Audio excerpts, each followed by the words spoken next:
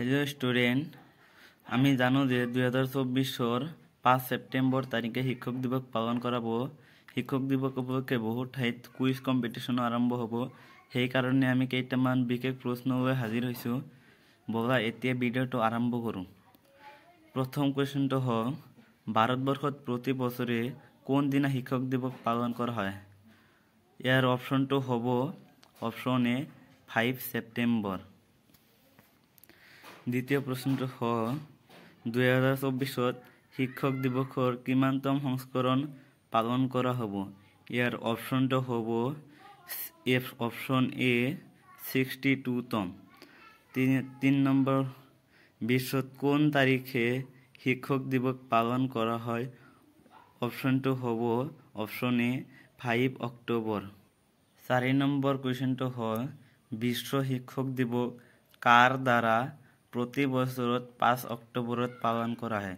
এনসারটো হব ইউনেস্কোর দ্বারা। কোয়েশ্চন নাম্বার 5 ভারতবর্ষত কোন চনৰ পৰা প্ৰতি বছৰে 5 সেপ্টেম্বৰ শিক্ষক দিবস হিসাবে পালন কৰে। 1962 পৰা। প্ৰতি বছৰ কাৰ জন্মদিন হিসাবে শিক্ষক দিবস পালন কৰা হয়। উত্তৰটো হব ডক্টৰ সৰ্বপল্লী ৰাধাকৃষ্ণনেৰ জন্মদিন হিসাবে। 7 নম্বৰ কোয়েশ্চন ভাৰতেৰ প্ৰথম উপৰাষ্ট্ৰপতি কোন আছে। উত্তৰটো হব ডক্টৰ সৰ্বপল্লী ৰাধাকৃষ্ণন। 8 নম্বৰ কোয়েশ্চনটো হল ভারতের দ্বিতীয় রাষ্ট্রপতি কোন আছে। উত্তরটো হব ডক্টর সর্বপল্লী রাধাকৃষ্ণন।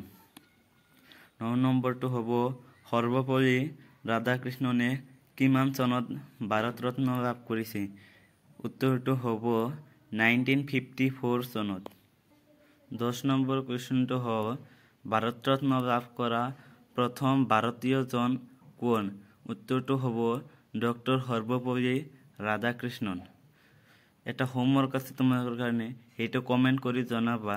প্রশ্নটো হল ডক্টর সর্বপল্লী রাধাকৃষ্ণনের জন্ম কোন চনৰ কোন তাৰিখে হয়েছে। এইটো কমেন্টত জনাই দিবা। আৰু ভিডিওটো ভাল লাগিলে সাবস্ক্ৰাইব কৰে দিবা। এটা